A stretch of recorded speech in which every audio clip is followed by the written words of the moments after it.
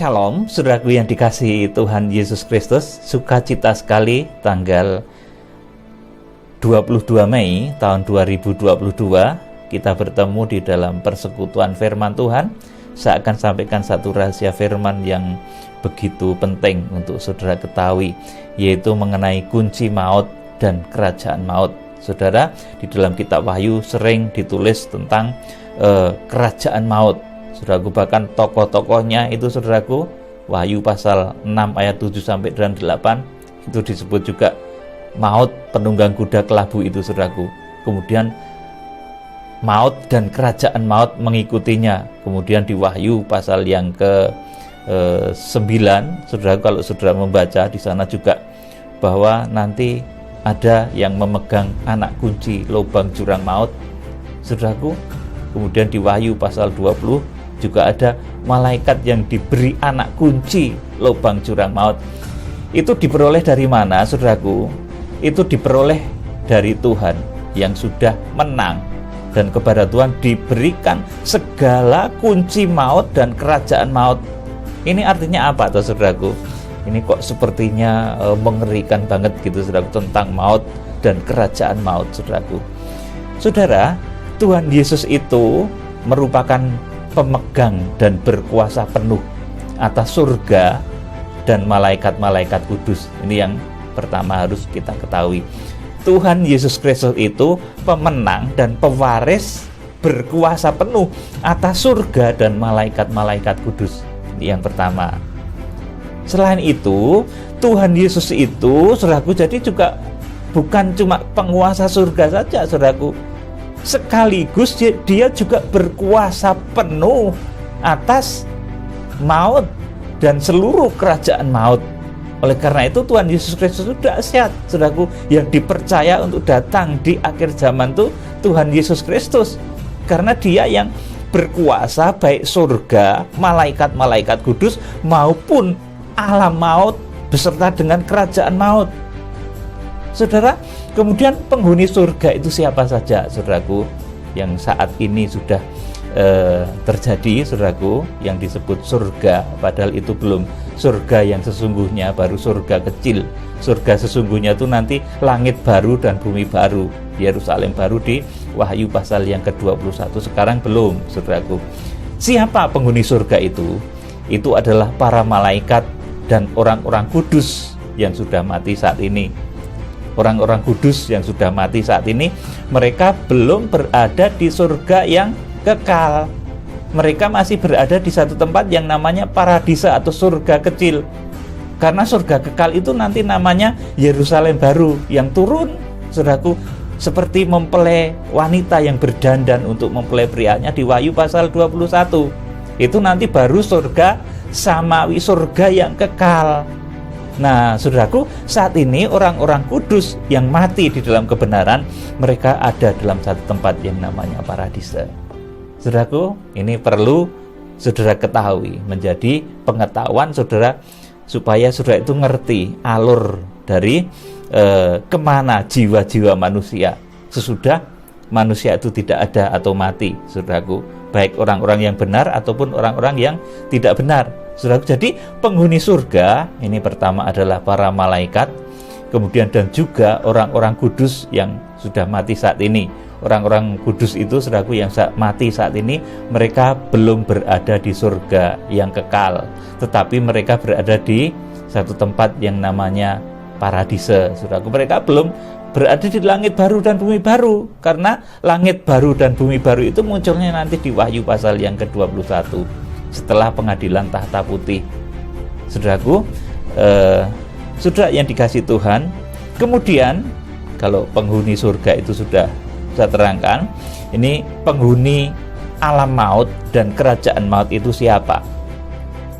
Saudaraku, mereka adalah iblis, kemudian jin, setan, kemudian roh-roh jahat, dan mereka yang mati di dalam dosa dan di luar kebenaran. Mereka berada di satu tempat yang disebut juga itu merupakan neraka kecil, disebut juga sebagai Hades, menunggu saat kebangkitan kedua untuk diadili di pengadilan tahta putih. Jadi saudaraku, penghuni alam maut itu ada iblis, jin, setan, roh-roh jahat, saudaraku, dan mereka yang mati di dalam dosa, di luar kebenaran, mereka berada di neraka kecil, saudaraku, disebut juga Hades. Ini menunggu untuk saat kebangkitan kedua. Kebangkitan kedua itu terletak di mana? Setelah kerajaan 1000 tahun damai. Untuk diapakan mereka bangkit? Untuk diadili di pengadilan tahta putih. Saudaraku, jadi kebangkitan itu ada kebangkitan pertama, itu saat Tuhan Yesus Kristus datang. Kemudian kebangkitan yang kedua itu setelah kerajaan 1000 tahun damai. Itu kebangkitannya orang-orang yang berada di dalam dosa, di dalam hawa nafsunya, di luar kebenaran. Mereka akan bangkit di akhir 1000 tahun. Saudaraku, kemudian saya akan beritahu kepada saudara bahwa baik iblis, setan, jin, dan roh-roh jahat itu sebenarnya itu sudah takluk kepada Tuhan Yesus. Ini seperti ditulis dalam kitab Wahyu pasal 1 ayat 17 sampai 18. Hanya menunggu waktu habis saja, saudaraku.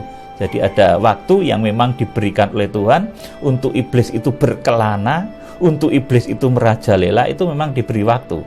Tetapi sesungguhnya iblis, setan, jin, setan, peri-perayangan itu, saudaraku, itu sudah takluk di bawah kaki Tuhan Yesus Kristus.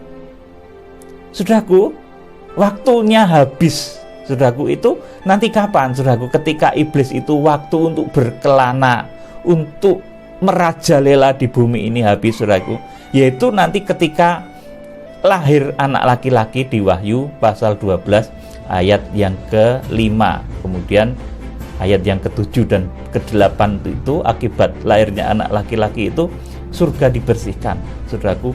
Iblis diakhiri masa pengelanaannya itu, saudaraku, masa kejahatannya, masa iblis merajalela itu diakhiri, di stop.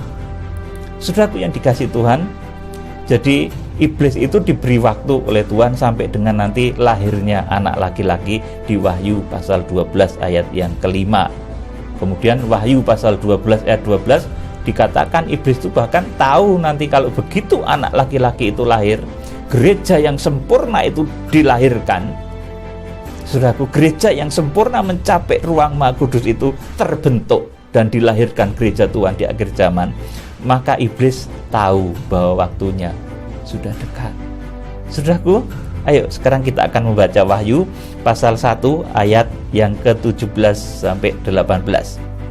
Ini tentang alam maut, saudaraku, dan kunci maut dan kunci kerajaan maut. Wahyu pasal 1 ayat 17 sampai 18. Ketika aku melihat dia, tersungkurlah aku di depan kakinya, sama seperti orang yang mati. Tetapi ia meletakkan tangan kanannya di atasku, lalu berkata, "Jangan takut, aku adalah yang awal dan yang akhir, dan yang hidup. Aku telah mati, namun lihatlah, aku hidup sampai selama-lamanya, dan aku memegang segala kunci maut dan kerajaan maut." Nah, saudaraku, Tuhan Yesus itu sudah memegang segala kunci maut dan kerajaan maut. Di mana di dalam kerajaan maut tadi, saudaraku, di sana ada iblis dan jajarannya, saudaraku, jin, setan, peri-perayangan itu sudah ada di sana semua, saudaraku. Di kerajaan maut itu Tuhan itu sudah menang. Dia memegang kunci maut dan kerajaan maut. Bahkan, saudaraku, tidak sekedar itu, bahkan ketika Tuhan Yesus dalam darah daging pun, saudaraku, seperti di Markus pasal yang ke-5 ayat 6 sampai 12 itu, saudaraku, Tuhan Yesus belum mati dan bangkit, dia masih dalam tubuh dan darah dan daging, tetapi iblis pun sudah takut dan gemetar dan bisa disuruh sama Tuhan, suruh pergi ya pergi, suruh pindah ya pindah. Saudaraku, jadi iblis itu takut loh, saudaraku, sama Tuhan. Perhatikan baik-baik. Setan, iblis itu takut, gemetar sama Tuhan. Bahkan ketika Tuhan Yesus Kristus belum mati dan bangkit pun, iblis itu sudah gemetar, takut, saudaraku, karena yang akan menghakimi iblis itu nanti Tuhan Yesus Kristus. Saudaraku, jadi ketika Tuhan Yesus Kristus masih dalam tubuh darah daging pun, ini iblis sudah sangat takut dan gemetar dan taat disuruh Tuhan Yesus. Saudaraku, jadi Tuhan Yesus itu bisa menyuruh iblis loh, saudaraku. Jangan kira iblis itu menolak kalau disuruh Tuhan. Iblis itu taat, tetapi taatnya itu taat terpaksa begitu loh, saudaraku. Kita akan membaca di dalam Markus pasal yang kelima ayat 6-12 ini kisah dari orang gila di Gerasa. Saudaraku, di sana nanti iblis itu ternyata taat dengan kata-katanya Tuhan Yesus, tetapi taatnya itu terpaksa, minta dipindah ke babi-babi. Ayo kita akan baca, saudaraku. Markus pasal 5 ayat 6-12. Ketika ia melihat Yesus dari jauh, berlarilah ia mendapatkannya lalu menyembahnya. Saudaraku, ini iblis, saudaraku, legion, saudaraku, itu datang juga menyembah kepada Tuhan. Dan dengan keras ia berteriak, "Apa urusanmu dengan aku, hai Yesus, Anak Allah yang Maha Tinggi? Demi Allah, jangan siksa aku." Iblis ini ngerti yang akan menghakimi iblis, setan, dan malaikat-malaikat yang jatuh itu adalah Yesus Kristus, Anak Allah yang Maha Tinggi, yang bisa menyiksa iblis, menyiksa Lucifer, bahkan itu nanti, saudaraku, itu adalah Yesus Kristus, Anak Allah yang Maha Tinggi. Sampai ini legion yang merasuki orang Gerasa itu, saudaraku, dia ketakutan. "Apa urusanmu dengan aku, hai Yesus, Anak Allah yang Maha Tinggi? Demi Allah, jangan siksa aku." Pikirnya waktu itu Tuhan sudah akan menjatuhkan hukuman kepada legion, kepada setan-setan ini. Saudaraku, padahal belum. Nanti Tuhan menjalankan penghakiman itu nanti di akhir zaman, ketika Tuhan nanti menangkap antikris, nabi palsu, kemudian menangkap naga tua, dicampakkan dalam lubang jurang maut dan disegel. Itu, saudaraku, itu Tuhan Yesus yang melakukannya. Oleh karena itu iblis itu takut, gentar, dan juga taat loh, saudaraku. Taat tapi terpaksa. Sudah, kita akan baca Markus pasal yang kelima ayat yang ke-8. Karena sebelumnya Yesus mengatakan kepadanya, "Hei engkau roh jahat, keluar dari orang ini." Kemudian ia bertanya kepada orang itu, "Siapa namamu?" Jawabnya, "Namaku Legion, karena kami banyak." Ia memohon dengan sangat supaya Yesus jangan mengusir roh-roh itu keluar dari daerah itu. Jadi iblis itu juga memohon, saudaraku. Jadi yang memohon itu enggak cuma manusia ya, iblis itu juga memohon, juga menyembah juga, saudaraku. Berlari mendekat kepadanya lalu menyembahnya. Kemudian marah-marah sama Tuhan. "Apa urusanmu dengan aku, hai Yesus, Anak Allah yang Maha Tinggi?" Dan sambil gemetar, karena mengira pada saat itu dia akan ditangkap gitu mungkin, saudaraku. Saudara, ia memohon dengan sangat supaya Yesus jangan mengusir roh-roh itu keluar dari daerah itu. Adalah di sana, di lereng bukit, sejumlah besar babi sedang mencari makan. Lalu roh-roh itu meminta kepadanya. Nah, roh jahat itu juga meminta, memohon kepada Tuhan. Katanya, "Suruhlah kami pindah ke dalam babi-babi itu, biarkanlah kami memasukinya." Jadi roh-roh jahat itu pun minta izin sama Tuhan. Saudaraku, ini waktu Tuhan masih dalam tubuh darah daging. Apalagi kalau dia sudah mati kemudian bangkit, menguasai, saudaraku, memegang segala kunci maut dan kerajaan maut. Iblis itu sebetulnya sudah tunduk dan taat. Diperintah pun sama Tuhan nggak bisa nolak, saudaraku. Iblis itu, saudaraku, nggak ada pilihan lain. Saudara yang dikasih Tuhan, lalu roh-roh itu meminta kepadanya, katanya, "Suruhlah kami pindah ke dalam babi-babi itu, biarkanlah kami memasukinya." Yesus mengabulkan permintaan mereka, lalu keluarlah roh-roh jahat itu dan memasuki babi-babi itu. Kawanan babi yang kira-kira 2000 jumlahnya itu terjun dari tepi jurang ke dalam danau dan mati lemas di dalamnya. Amin. Saudaraku, jadi iblis itu punya permintaan, punya permohonan kepada Tuhan juga, saudaraku.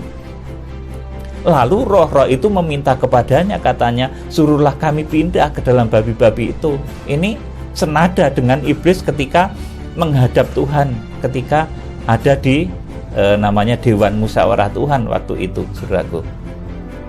Itu dia minta supaya iblis itu diizinkan untuk mencobai Ayub. Nah, Tuhan meloloskan permintaan iblis itu, saudaraku. Jadi memang iblis itu masih diberi waktu oleh Tuhan. Meskipun Tuhan sudah menang, saudaraku. Di sini permintaan iblis bukan untuk mencobai seorang hamba seperti Ayub lagi, tetapi supaya pindah dari orang Gerasa itu kepada babi-babi, saudaraku. Nah, ini babi-babi itu nanti juga menunjuk kepada orang-orang yang hidup berkubang dalam lumpur dosa, tidak mau disucikan dan dikuduskan. Kalau sudah dibersihkan, masuk lagi berkubang lagi dalam kubangan lumpur dosa. Orang-orang semacam itu nanti akan menjadi sasaran amuknya legion-legion di akhir zaman, saudaraku yang dikasihi Tuhan. Jadi Tuhan itu menang. Tuhan itu sudah menang, bisa memerintah setan dan iblis, saudaraku. Lalu keluarlah roh-roh jahat itu dan memasuki babi-babi itu. Kawanan babi yang kira-kira 2000 jumlahnya itu terjun dari tepi jurang ke dalam danau dan mati lemas di dalamnya. Saudara, jadi di sini kita bisa ambil satu kesimpulan. Iblis, setan, roh-roh jahat itu saat ini pun sudah tunduk kepada Tuhan kita Yesus Kristus. Bila Tuhan menghendaki menyuruh mereka, maka mereka pun taat dan gemetar dan tidak berani menolak perintah Tuhan Yesus. Iblis itu nggak berani loh, saudaraku, nolak perintahnya Tuhan Yesus. Tetapi iblis itu melakukan dengan terpaksa. Seperti tadi, saudaraku, karena dia sudah harus pergi dari badannya orang Gerasa itu, maka iblis punya permohonan, dia harus pindah kepada babi-babi. Babi-babi itu menunjuk kepada nanti kehidupan orang-orang yang berkubang dalam lumpur dosa dan tidak mau disucikan, tidak mau dibersihkan dari dosa-dosanya. Nanti menjadi sasaran amuk roh legion akhir zaman. Makanya kalau sudah menjadi orang Kristen, jangan berkarakter seperti babi. Sudah dibersihkan, masuk lagi kepada kubangan-kubangan lumpur dosa. Sudah nanti akan sangat mudah dicobai, dibawa kepada satu suasana yang menenggelamkan saudara. Saudara yang dikasihi Tuhan, jadi iblis itu sudah kalah.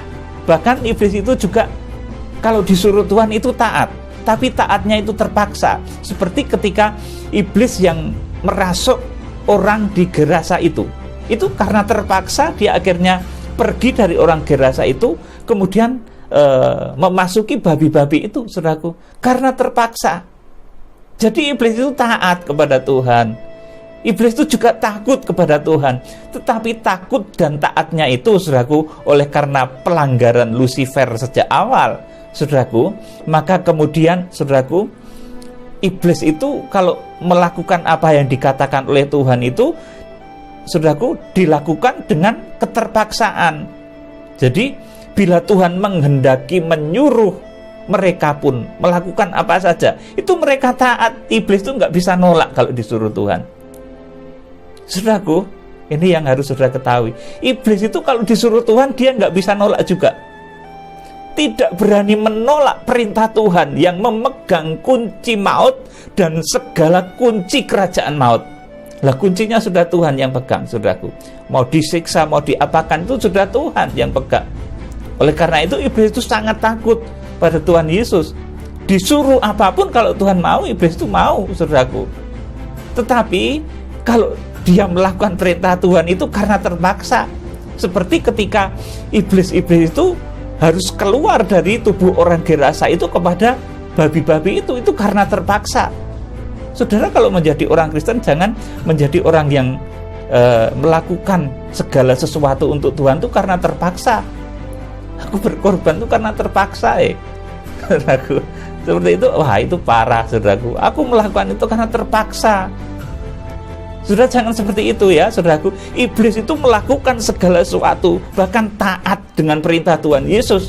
itu karena terpaksa. Saudaraku, sudah jangan biasa melakukan segala sesuatu untuk Tuhan itu karena terpaksa. Lakukan itu karena satu kekudusan. Saudaraku, karena kecintaan kudus yang muncul dari hatimu.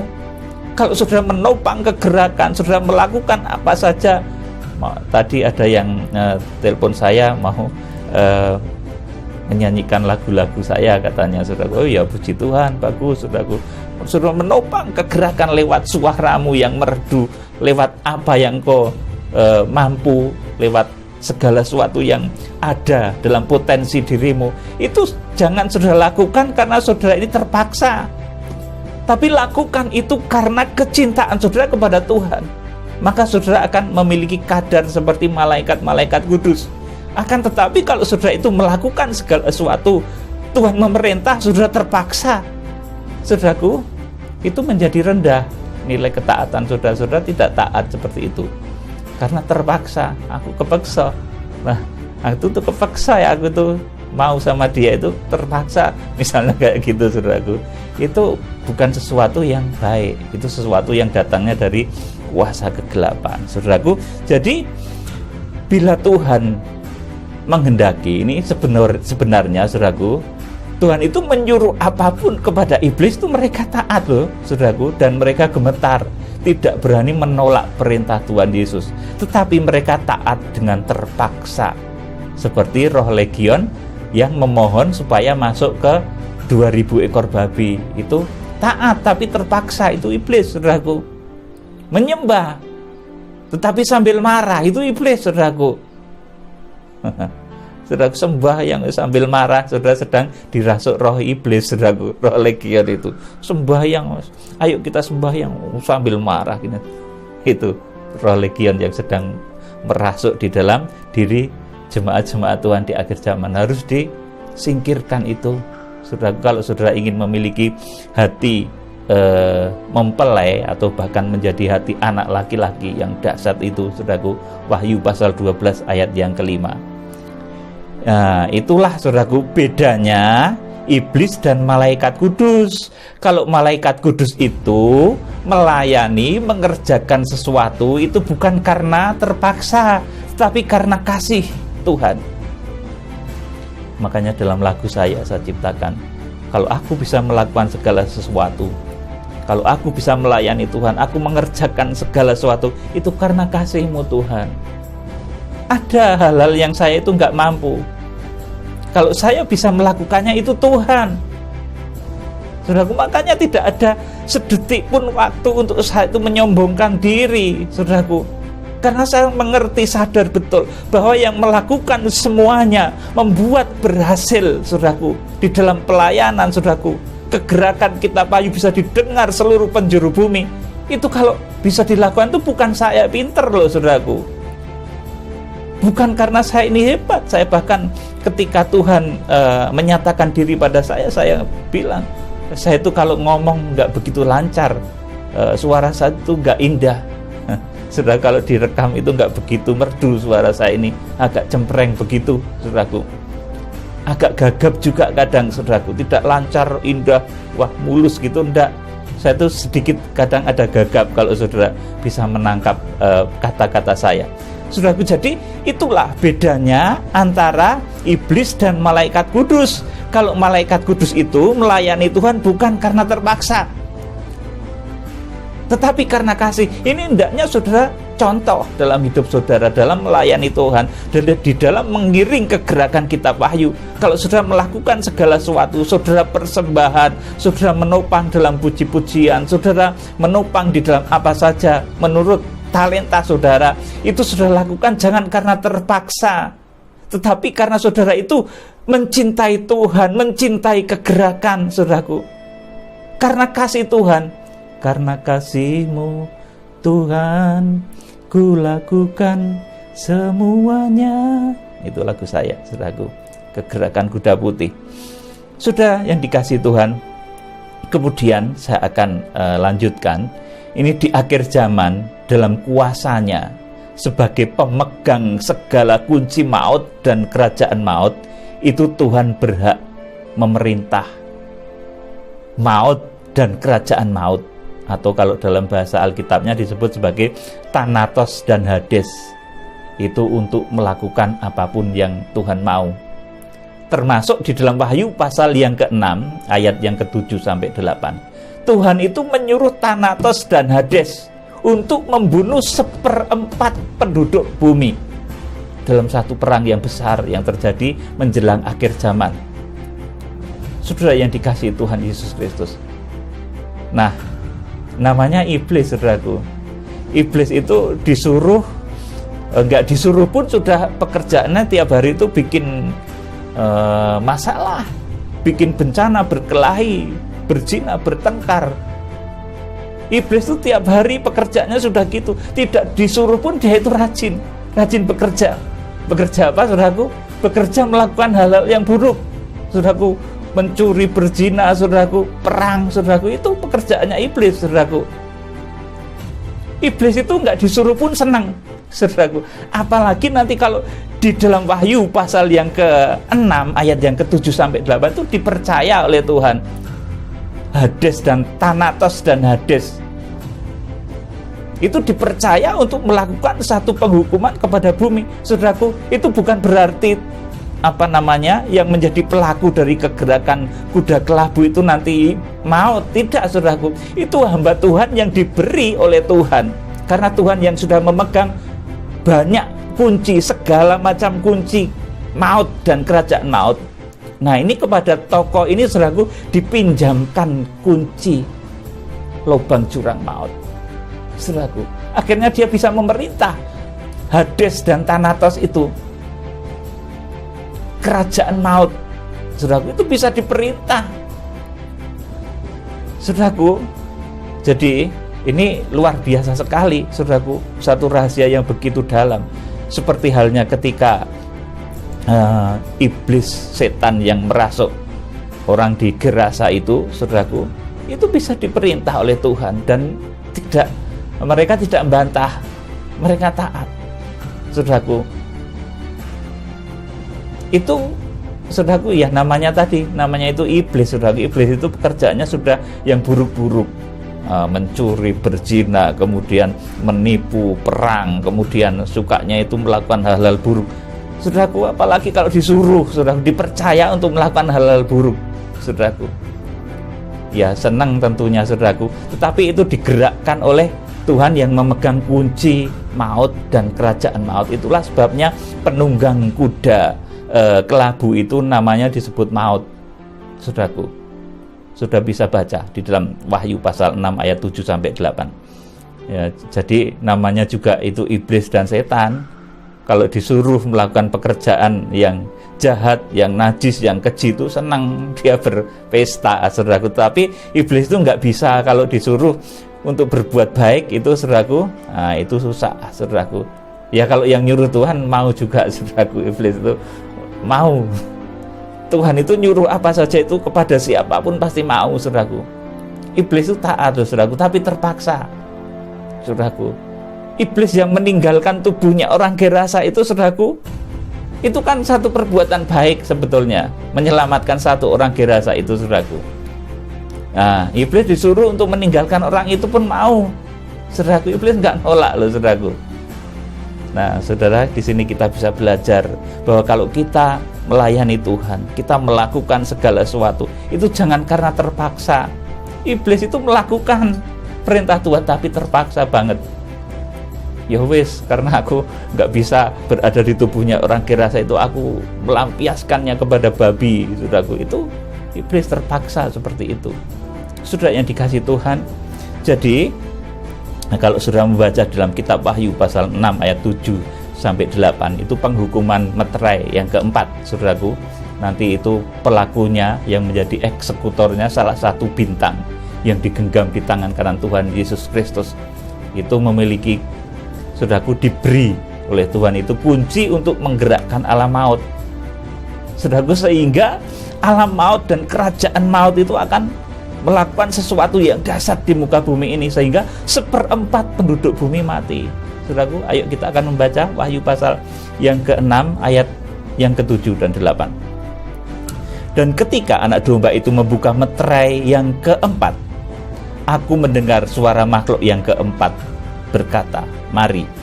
Ini perintah dari makhluk yang keempat. Makhluk yang keempat itu yang seperti burung nasar yang sedang terbang di dalam kitab Wahyu pasal 4 ayat yang ke-7.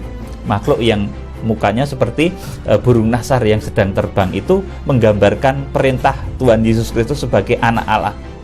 Tadi, saudaraku, yang orang Girasa, legion itu tadi menyebut juga, engkau anak Allah yang hidup, ada apa urusanmu? Jangan hukum kami, saudaraku.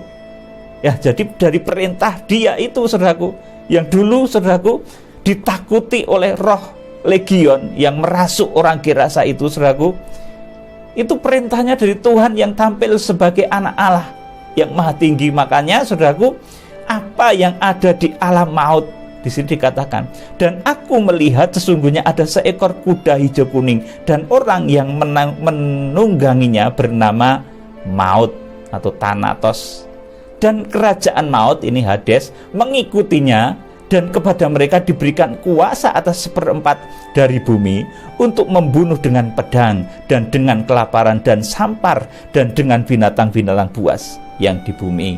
Amin. Saudaraku, jadi saudaraku, dalam kuasanya Tuhan yang memegang kunci maut dan kerajaan maut, Tuhan yang sudah menang atas iblis, setan, jin, setan triprayangan itu, saudaraku, dia bisa memerintahkan maut dan kerajaan maut, Thanatos dan Hades itu, saudaraku, untuk melakukan sesuatu yang dahsyat di muka bumi ini, sehingga nanti 1/4 penduduk bumi itu mati. Lah, namanya iblis, saudaraku. Iblis itu nggak disuruh aja sudah rajin tiap hari. Saudaraku, godain saudara tiap pagi supaya saudara itu nggak sembahyang, supaya saudara itu membenci orang, malam-malam sudah merancang hal-hal yang buruk untuk besok, saudaraku. Itu iblis pekerjaannya, itu sudah rajin seperti itu. Apalagi nanti diizinkan, saudaraku. Dan aku melihat sesungguhnya ada seekor kuda hijau kuning dan orang yang menungganginya bernama Thanatos, dan Hades mengikutinya, dan kepada mereka diberikan kuasa atas 1/4 dari bumi untuk membunuh dengan pedang dan dengan kelaparan dan sampar dan dengan binatang-binatang buas yang di bumi. Saudara, saya beritahu ini Wahyu pasal 6 ayat 7 sampai 8. Perang ini perang dunia, ya saudaraku, yang jelas, karena korbannya itu 1/4 penduduk bumi. Ini, saudaraku, yang menjadi eksekutornya nanti adalah salah satu bintang yang digenggam di tangan kanan Tuhan Yesus, yang kepadanya, saudaraku, Tuhan meminjamkan kunci kerajaan maut, saudaraku. Nah, saudaraku, jadi dia memiliki kuasa Tuhan Yesus Kristus untuk memerintahkan maut dan kerajaan maut, untuk memerintahkan Thanatos dan Hades, sehingga menciptakan satu hal yang dahsyat di muka bumi yang membuat 1/4 penduduk bumi itu mati. Saudaraku, jadi Tuhan yang sudah memegang segala kunci maut tadi, saudaraku, ini memberikan salah satu kuncinya kepada salah satu bintang ini, saudaraku yang dikasihi Tuhan. Kalau di dalam Wahyu pasal 9 ayat 1 sampai 4 ini ada juga malaikat yang diberikan anak kunci lubang jurang maut. Saudaraku, kita akan melihat sekarang Wahyu pasal 9 ayat 1 sampai 4, kemudian ayat yang ke-11. Lalu malaikat yang kelima meniup sangkakalanya. Kalau tadi, saudaraku, Thanatos dan Hades yang menghancurkan 1/4 penduduk bumi tadi adalah penghukuman 7 meterai, tepatnya meterai yang keempat. Kemudian Wahyu pasal 9 ayat 1 ini penghukuman sangkakala. Saudaraku, tentang kitab Wahyu kemarin sudah saya terangkan di dalam upgrade kitab Wahyu, dalam pemberitaan terkini tentang kitab Wahyu sudah saya sampaikan urut-urutannya, saudaraku. Lalu malaikat yang kelima meniup sangkakalanya, dan aku melihat sebuah bintang yang jatuh dari langit ke atas bumi, dan kepadanya diberikan anak kunci lubang jurang maut. Anak kunci lubang jurang maut. Nah, Tuhan yang sudah memegang kunci segala kunci maut dan kerajaan maut, saudaraku. Nah, salah satunya rupanya dipinjamkan, saudaraku, diberikan kepadanya anak kunci lubang jurang maut. Ayat 2, maka dibukanyalah pintu lubang jurang maut itu, Lalu naiklah asap dari lubang itu bagikan asap tanur besar, dan matahari dan angkasa menjadi gelap oleh asap lubang itu. Dan dari asap itu berkeluaranlah belalang-belalang ke atas bumi, dan kepada mereka diberikan kuasa sama seperti kuasa kalajengking di bumi. Dan kepada mereka dipesankan supaya mereka jangan merusakkan rumput-rumput di bumi atau tumbuh-tumbuhan atau pohon-pohon, melainkan hanya manusia yang tidak memakai meterai Allah di dahinya. Ayat yang ke-11 langsung. Dan raja yang memerintah mereka ialah malaikat jurang maut, namanya dalam bahasa Ibrani ialah Abaddon, dan dalam bahasa Yunani ialah Apollyon.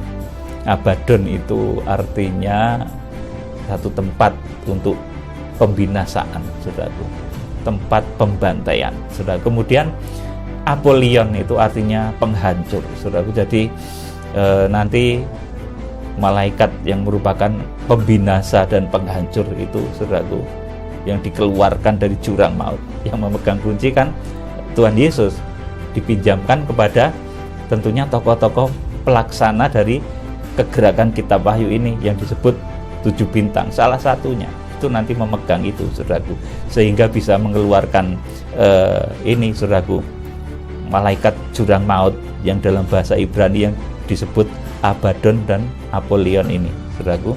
Anak kunci lubang jurang maut itu juga ditulis lagi dalam Wahyu pasal 20 ayat 1, saudara. Kita akan baca. Lalu aku melihat seorang malaikat turun dari surga memegang anak kunci jurang maut dan suatu rantai besar di tangannya, saudaraku. Nah, ini tokoh-tokoh akhir zaman. Ini diberi pinjaman oleh Tuhan kunci, saudaraku. Kunci itu apa tuh, saudaraku? Ini satu kalau di dalam bahasa kitab Keluaran itu merupakan mujizatnya Musa, ya, saudaraku. Mujizat ke-1, ke-2, ke-3.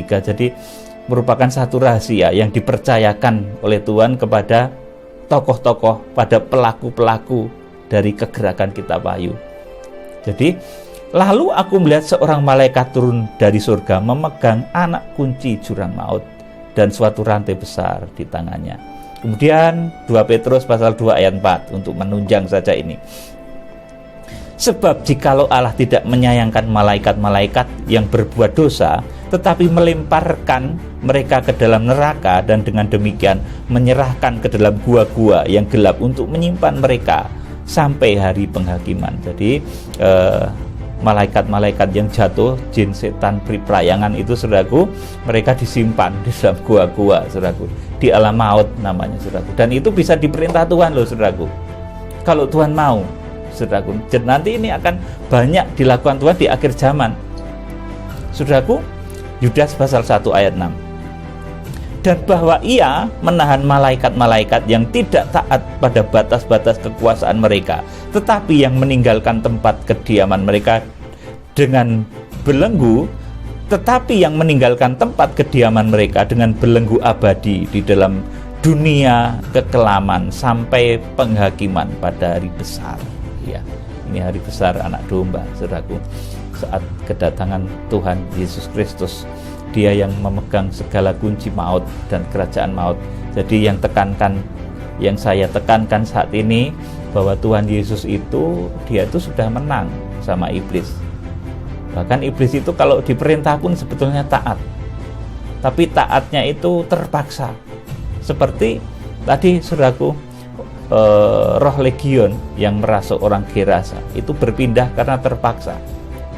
Saudaraku, berpindah dari orang Gerasa kepada 2000 ekor babi itu terpaksa, saudaraku.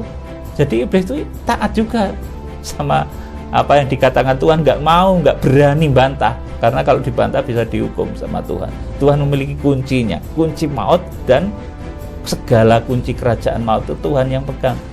Kunci Thanatos dan Hades itu yang pegang Tuhan Yesus. Jin, setan, segala macam, saudaraku, kuasa kegelapan itu sudah dikalahkan oleh Tuhan, saudaraku. Bahkan kalau Tuhan mau itu bisa disuruh juga, saudaraku. Nanti itu kejadiannya di Wahyu pasal yang ke-6 ayat yang ke-7, ke-8, Wahyu pasal ke-9 ayat 1-4, ayat yang ke-11, dan selanjutnya itu banyak nanti, saudaraku. Ketika Tuhan mengizinkan saudaraku, kekuatan dari jurang maut itu untuk melakukan satu yang buruk di muka bumi ini. Saudaraku yang dikasihi Tuhan, kiranya Tuhan memberkati saudara. Yang saya pesankan kepada saudara, kalau saudara melakukan segala sesuatu itu, jangan seperti yang dilakukan oleh kuasa kegelapan, ya. Saudaraku, terpaksa, saudaraku, melayani Tuhan terpaksa, berkorban itu terpaksa, ya. Aku itu karena terpaksa, saudaraku, terpaksa, saudaraku, bukan karena kasih. Kalau saudara melakukan segala perintah Tuhan itu karena kasih, saudara bertaraf laksana malaikat-malaikat kudus, digerakkan oleh kasih dan kekudusan. Itu luar biasa. Salam penuaian, Tuhan Yesus Kristus, Imam Besar Agung, pemimpin besar kegerakan Kitab Wahyu, memberkati.